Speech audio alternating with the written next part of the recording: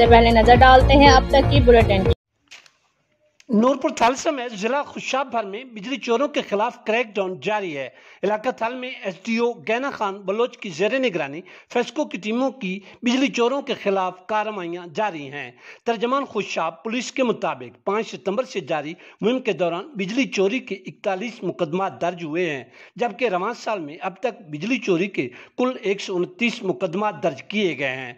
DPO Khushab Tauqeer Mohammad Naeem की तरफ से बिजली चोरी के मुकदमा को जल्द यकसू करके चालान दाखिल अदालत करने का हुक्म दिया गया है।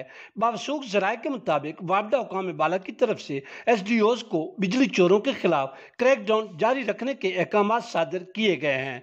जराये के मुताबिक जिला भर में बिजली चोरों को भारी जुर्माने भी ऐद किए गए हैं।